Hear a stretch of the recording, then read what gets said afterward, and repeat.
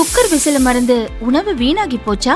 இனி அந்த கவலையே வேண்டாம். வழங்குகிறோம் உலகின் முதல் விசில் கவுண்டர் குக்கர், புதிய அல்ட்ரா குரோனோ. அல்ட்ரா என்றால் ஆரோக்கியம். தமிழகத்தில் 2 வகையான சுண்ணாம்பு கற்கள் கிடைக்கின்றன. சேலம், திருச்சி, கரூர், திண்டுக்கல், மதுரை, விருதுநகர், கோவை, தூத்துக்குடி மாவட்டங்களில் படிக சுண்ணாம்புக்கள் அதிகம் கிடைக்கிறது. அரியலூர், திருச்சி, பெரம்பலூர் மாவட்டங்களில் படிகமற்ற சுண்ணாம்புக்கள் மிக அதிகளவில் கிடைக்கிறது. சிமெண்ட் மற்றும் உரம் தயாரிக்கும் தொழிற்சாலைகளுக்கு சுண்ணாம்புக்கள் மூலப்பொருளாக பயன்படுகின்றன. பெரும்பாலும் இது போன்ற நிறுவனங்களே சுண்ணாம்பு குவாரி உரிமங்களை பெறுகின்றன.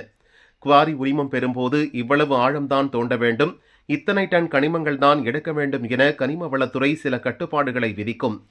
குறிப்பிட்ட கால இடைவெளியில் அதிகாரிகள் இதை சோதிக்க வேண்டும் என்பது விதி.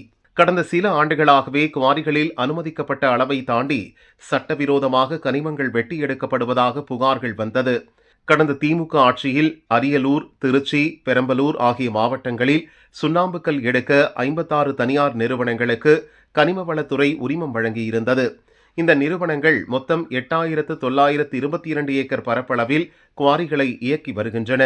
இங்கு அனுமதிக்கப்பட்ட அளவை விட அதிகமாக கனிமங்கள் வெட்டி எடுக்கப்படுகிறதா என்பதை கண்டறிய கனிம வளத்துறை அதிகாரிகள் ஆய்வில் இறங்கியுள்ளனர்.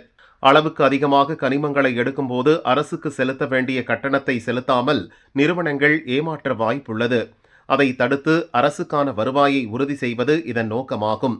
இந்த ஆய்வின் முடிவில் முறைகேடுகள் ஏதேனும் கண்டுபிடிக்கப்பட்டால் சம்பந்தப்பட்ட சிமெண்ட் அல்லது உரம் தயாரிப்பு நிறுவனங்களின் உரிமங்கள் ரத்து செய்யப்படும்.